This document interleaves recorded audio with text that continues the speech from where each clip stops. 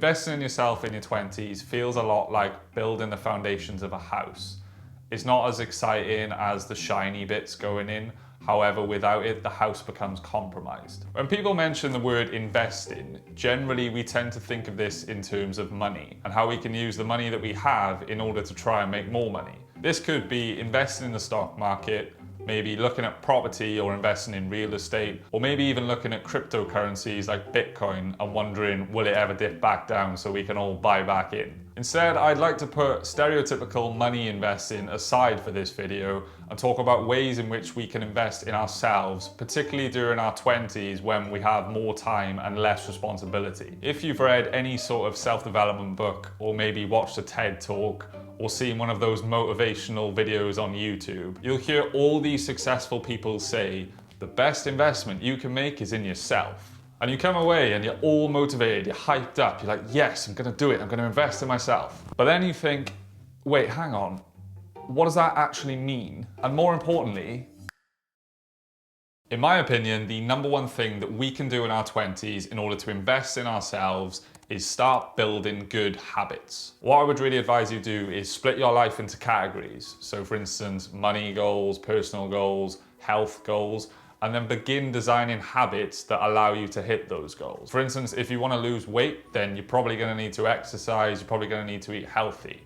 If you want to start saving money, automate your savings at the start of every single month so that you know that you're going to have to save. The hardest part about building any habit is consistency. We all know that the majority of New Year's resolutions fail, and this is where habit design and the environment that you're in really comes into play. If you don't know what I mean by habit design, I would really recommend you read James Clear's book called Atomic Habits. He talks about how setting your environment up for success is the key to building any habit. For instance, if you would like to learn the guitar, put the guitar in the living room where you're most likely to pick it up and play every single day. For myself, waking up 1 hour earlier, I know myself, and if I put my phone next to my bed and I set my alarm for 5:30, I know the temptation is too much to just turn off the alarm and go back to sleep. So what I've done to set myself up for success and set my environment up properly to build the habit is buy an alarm clock with a light, and I put that on the other side of my room. This means when the alarm goes off at 5:30, I have to get up to turn it off. The idea is that by building these habits in our 20s, our future selves will then thank us. That's the plan anyway. So I am still in my 20s, I am now 26, and having been in the corporate world and worked for a couple of years now, I've come to the conclusion that learning how to communicate effectively and developing strong communication skills is such a good investment to make. Being able to convey your thoughts and ideas clearly to your audience is an invaluable skill to have. It's also really necessary if you want to get people to buy into your ideas and your point of view. I'm sure you've seen a master communicator on a YouTube video or a TED talk, and it's really a sight to behold and something to definitely aspire to be. These are some of the things that I do in order to invest in my communication skills and continue to develop in this area. Invest time in studying those people who you think are master communicators. Watch their YouTube videos, watch their TED Talks, mimic their movements and how they communicate with their audience. Try and think before you speak so your message comes across clearly and not muddled. Try not to think out loud because then you don't seem articulate. Put yourself into very uncomfortable situations when it comes to communication. Sign up for that presentation that you're quite nervous about in work in front of a lot of people. Or like myself, put yourself on a video and you'll soon realize what habits you have and how you say and how you probably don't smile enough like me. Ask for feedback from people and explain what you're trying to do and what you're trying to improve. I'm sure the majority of people will happily give you feedback on that presentation you did. For instance, my first couple of YouTube videos, I still ask my girlfriend to watch, and the first one, she was like, oh yeah, the content was great, but you look miserable. And I didn't realize that I just don't naturally smile as much as I probably should. And it's not because I'm unhappy, it's just because I've never been a smiley person. By getting feedback from people on these points, it allows you to improve going forward, and this can only aid good communication. I'm convinced that in our 20s, if we invest the time and effort into improving our communication skills, it will give you massive rewards later on in life.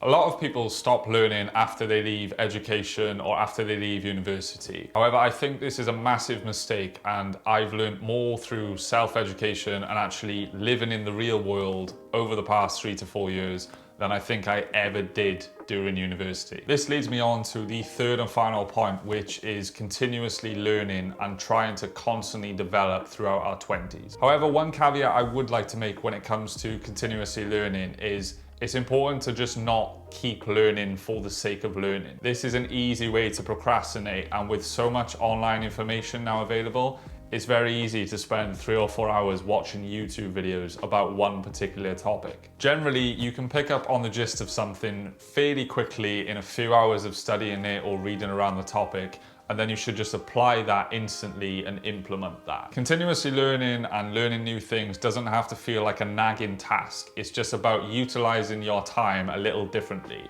For instance, if you usually watch 1 or maybe 3 episodes of The Office a night, maybe try and swap that for a documentary on things that you're interested in. For me, this is usually something to do with the economy, or maybe it's health related.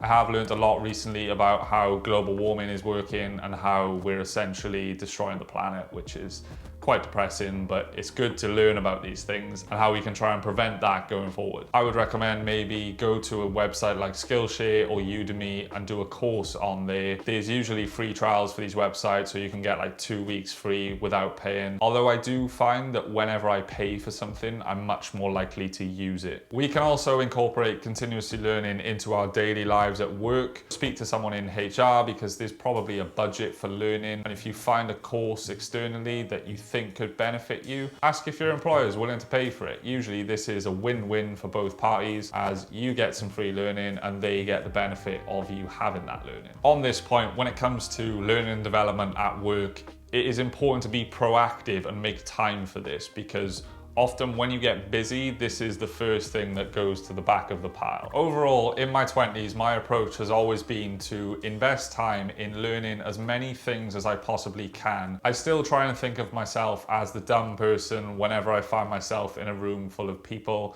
and this ensures that I come away with more information than I went in with. The returns on these suggestions that I've made in this video probably won't become apparent until our 30s and 40s. However, we can only hope that in our 30s and 40s, we're going to thank ourselves for investing time in building habits, investing time in becoming a master communicator, and remaining curious and continuously learning to develop our skills. Let me know down in the comments below how you are investing in yourself throughout your 20s. Until next time, I hope you enjoyed this video. Take care, and I'll see you soon.